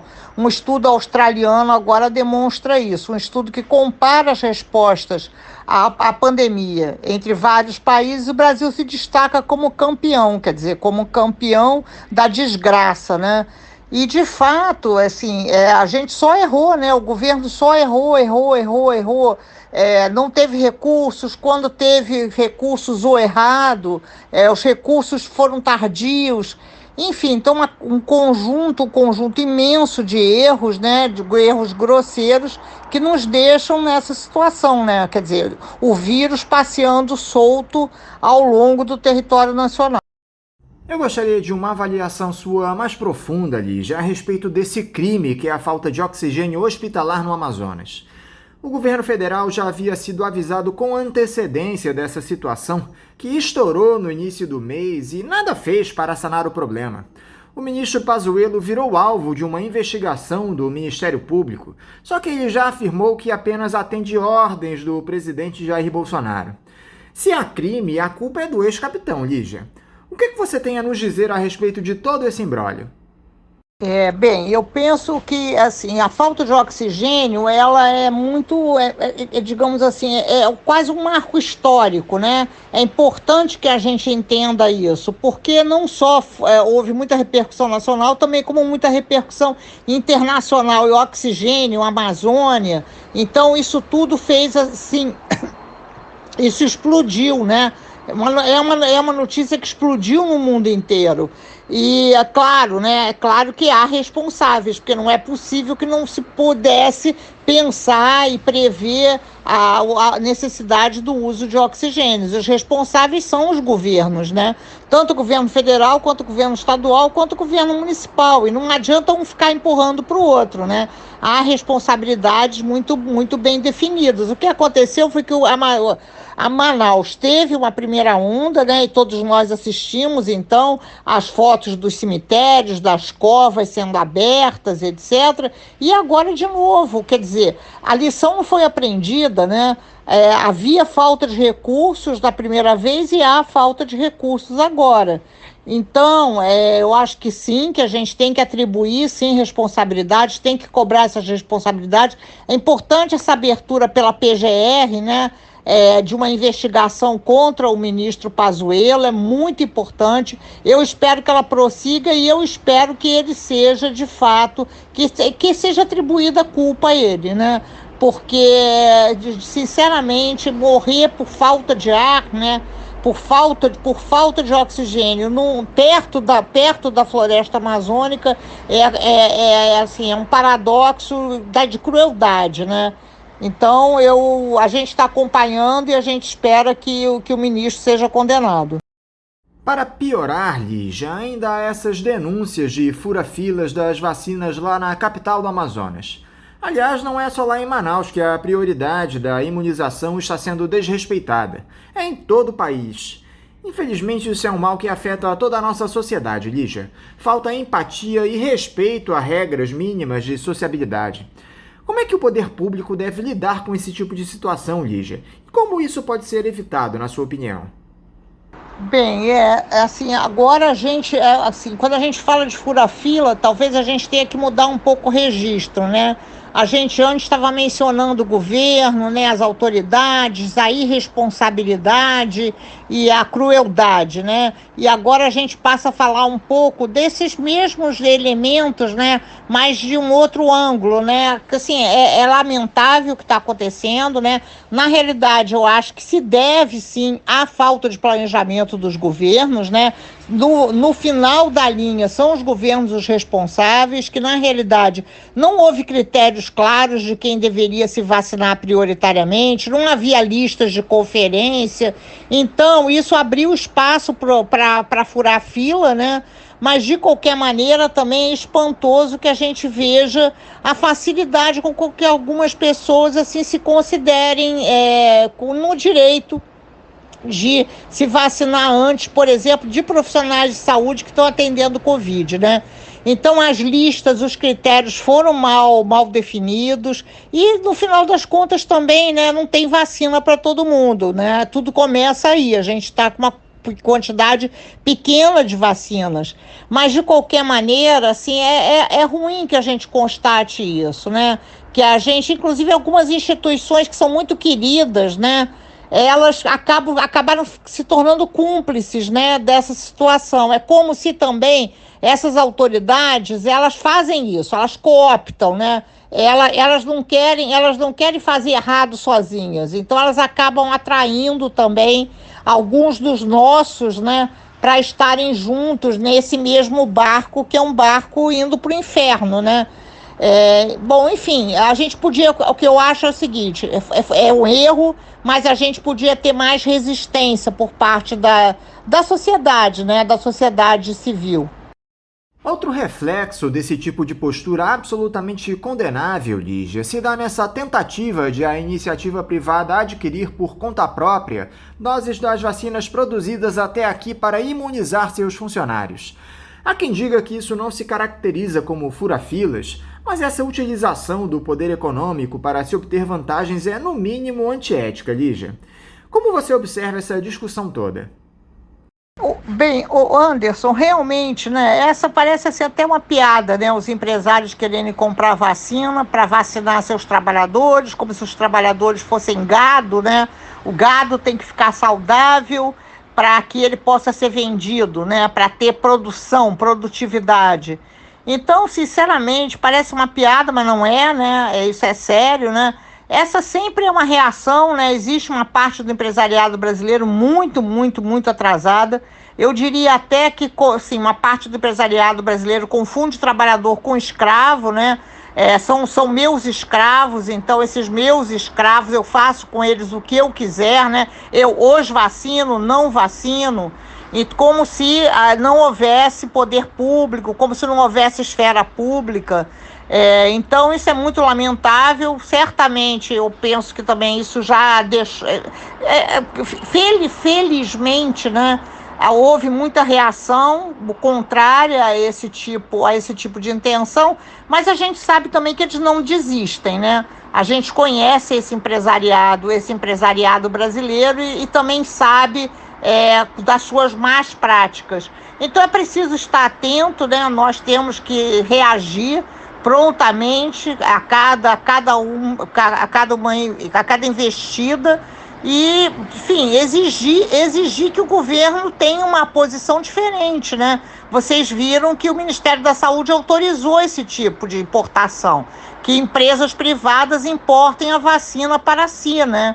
Daqui a pouco a gente vai ter, sei lá, milionário importando vacina. Então, é necessário exigir que o governo federal proíba esse tipo de iniciativa. Nós ainda não conseguimos, mas certamente eu acho que a gente tem uma bancada de parlamentares, a gente tem entidades, a gente vai conseguir. E as centrais sindicais se reuniram e parece que definiram uma posição contrária. Isso é muito importante, né? É preciso que essa posição contrária das centrais sindicais venha a público, que eu ainda não vi. Eu só ouvi falar, então seria muito importante que a gente tivesse um posicionamento oficial dos trabalhadores. A Fiocruz e o Instituto Butantan já ainda aguardam o ingrediente farmacêutico ativo, o IFA, que seria enviado pela China no início do mês para a produção das vacinas. Apesar de os chineses negarem, está na cara que essa demora na liberação se dá por conta dos ataques que o bolsonarismo faz ao país asiático, os acusando de serem os causadores da pandemia, entre outros comentários ofensivos. Com mais esse absurdo, Lígia, existe alguma alternativa? Por que o Brasil não tem até hoje um instituto especializado na produção desse tipo de insumo? Por que nós ficamos tão para trás nesse aspecto, dependendo do mercado internacional, Lígia? Essa é a pergunta central, né, Anderson? Por que nós não temos, né? Por que nós não conseguimos ter uma produção de testes adequada? Por que nós não tínhamos máscara, nós não tínhamos álcool em gel, nós não tínhamos equipamentos de proteção individual e agora nós não temos vacina, né? Na realidade, tanto a Fiocruz quanto o Butantan estão dependendo do IFA, né? Enfim, mas o IFA não quer dizer uma produção própria, né? Quer dizer que nós estamos importando quase uma vacina acabada, né? Nós vamos tratar alguma coisa, um produto que ele já chega semi-pronto. Então, isso é muito ruim, né? Muito ruim que a gente não tenha soberania na produção de insumos que são muito estratégicos, né?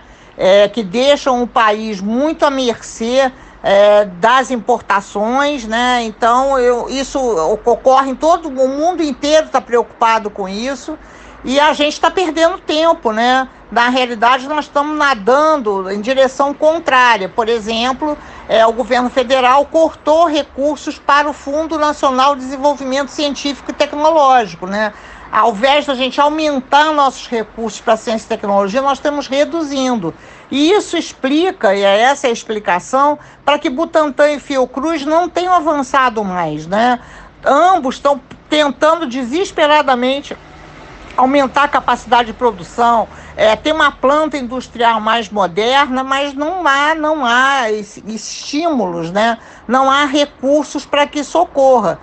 Ao contrário, a ciência brasileira ela está sendo fortemente castigada durante o governo Bolsonaro, que é um governo, como todos sabem, anti-ciência. Então, tem redução de bolsa, os laboratórios funcionam precariamente, e esses nossos institutos, né, que são assim, muito importantes, muito importantes, eles não conseguem estar no estado da arte, né, na fronteira tecnológica, como poderiam estar.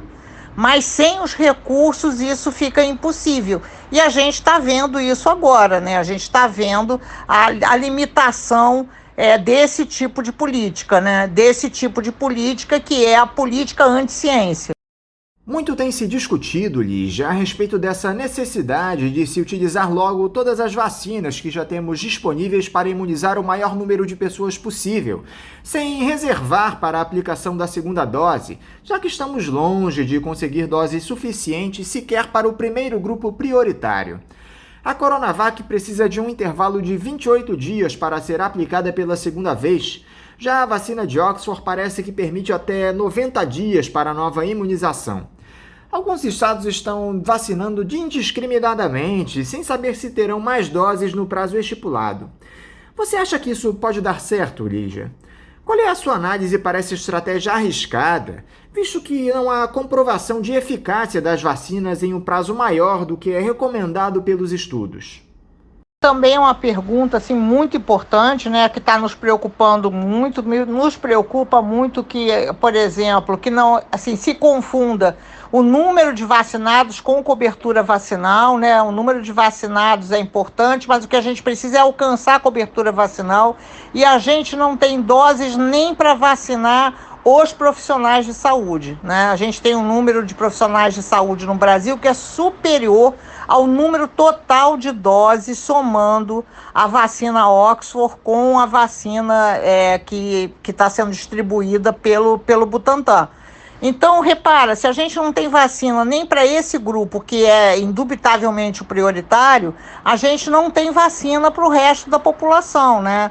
E é claro que a Coronavac, ela tem que prever a segunda dose. A Oxford, tudo bem, a gente tem que ter esse intervalo de 3 meses, mas a Coronavac deveria ser aplicada prevendo que daqui a um mês, né, mais ou menos um mês, terá que haver a segunda dose.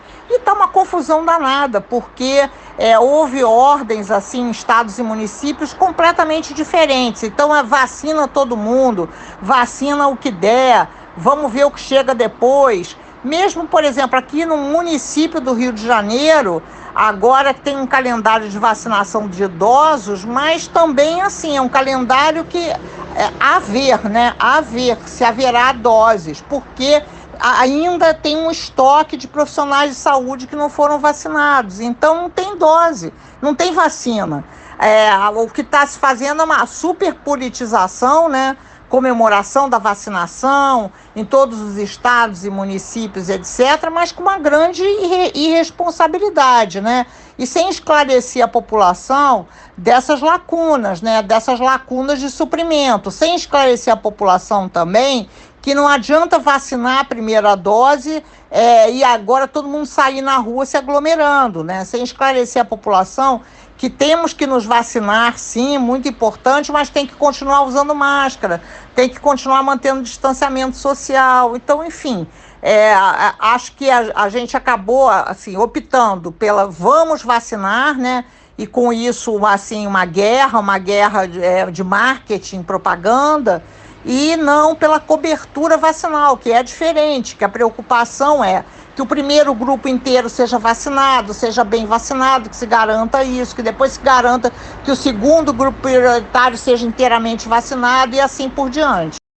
Lígia, eu conversei aqui no programa 2 semanas atrás com um pneumologista que atende lá em Manaus e ele mostrou-se claramente defensor do Jair Bolsonaro.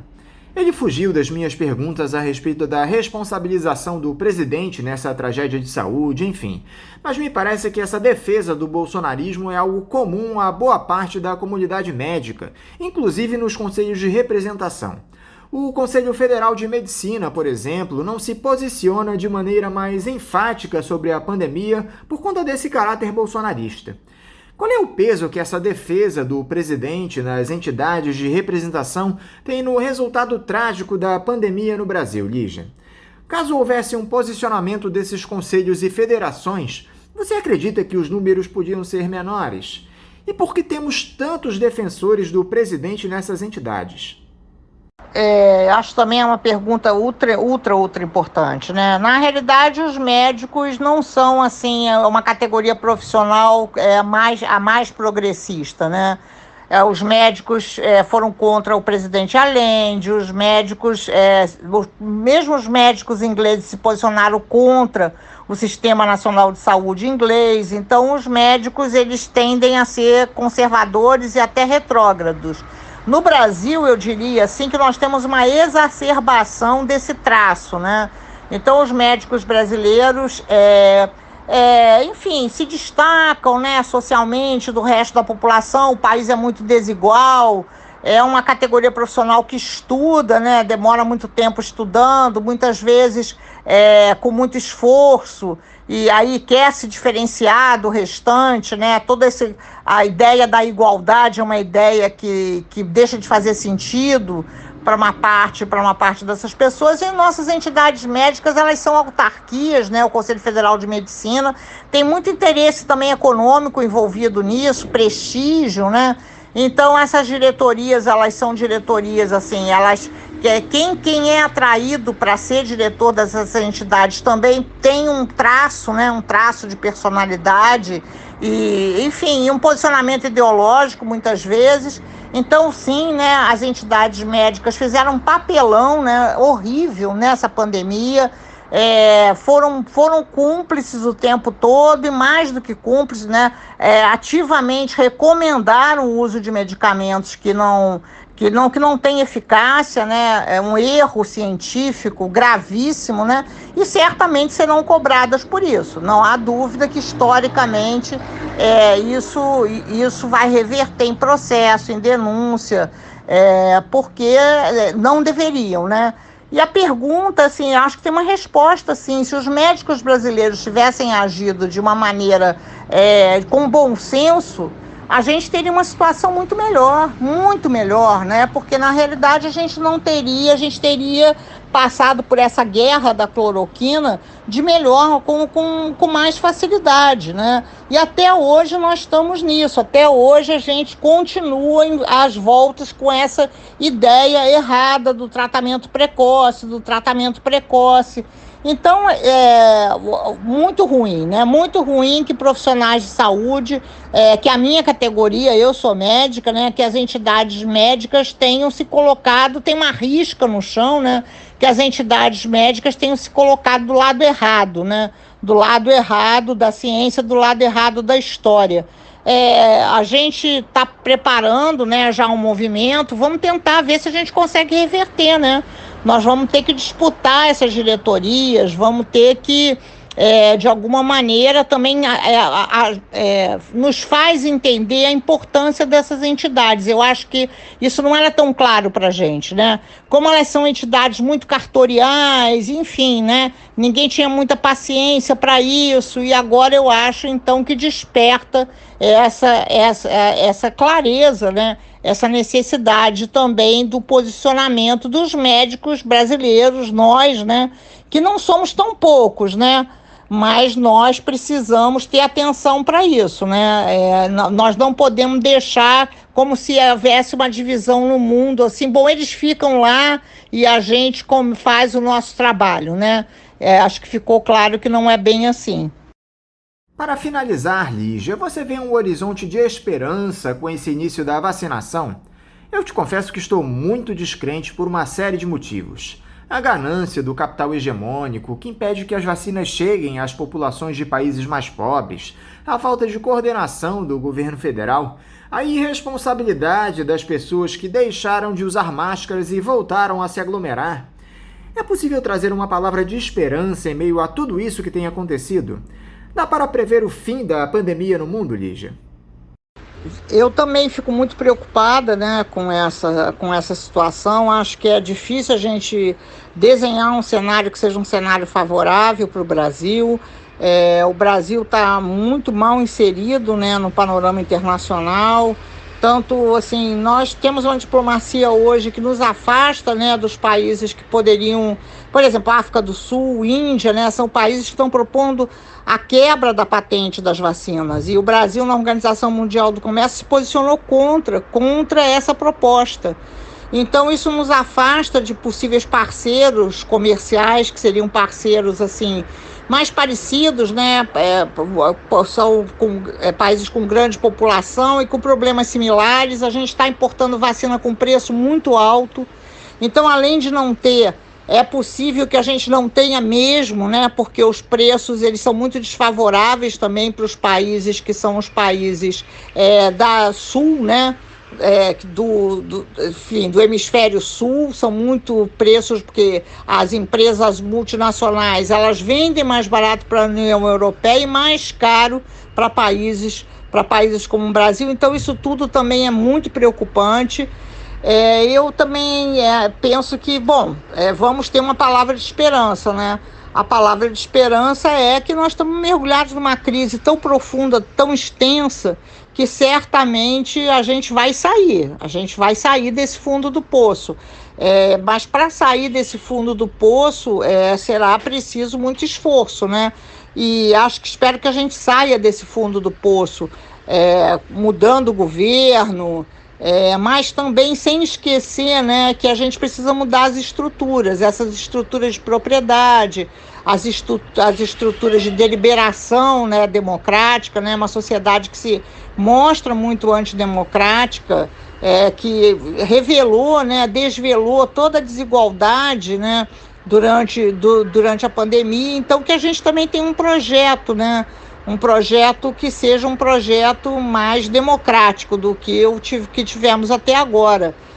Então, eu acho que sim, tem esperança, claro que tem, né? Esse programa nosso, Faixa Livre, é um programa de esperança, por isso estamos aqui. Mas eu acho que vai precisar, ainda temos que unir forças, né? Nós ainda temos que reconstruir uma frente de esquerda e também uma frente democrática para que essas transformações ocorram, né? Transformações mais radicais, né? Sem o que, de fato, a gente verifica que não há avanço, né? Pelo contrário, há dificuldades e a gente precisa mais, né? A gente precisa ir mais longe na mudança, inclusive na mudança no sistema de saúde. Lígia Bahia, mais uma vez eu quero te agradecer por você conversar aqui conosco no Faixa Livre. Quero também te desejar uma ótima semana de trabalho e mandar um forte abraço. Muito obrigada mais uma vez, né, por estar aqui. Eu fico emocionada, né? Não é um momento fácil que a gente está vivendo, mas muito obrigada por poder compartilhar essas reflexões, muitas delas assim muito emocionadas, mas é isso, né? Acho que nós estamos vivendo assim um momento é muito dramático, né? O que está acontecendo no Brasil, mas a gente precisa estar junto, né? Acho que fica claro que a solução somos nós, né? Então, com muita responsabilidade também que a gente precisa estar aqui, que a gente precisa ter essa interlocução. Obrigada. Conversamos aqui com a médica e professora da Universidade Federal do Rio de Janeiro, a UFRJ, Lígia Bahia. E vamos encerrando aqui a edição de hoje do Faixa Livre, convidando todos vocês para amanhã, a partir das 8 da manhã, estarem novamente ligadinhos aqui na Rádio Bandeirantes 1360 AM para mais uma edição do programa. Um abraço a todos vocês e até amanhã!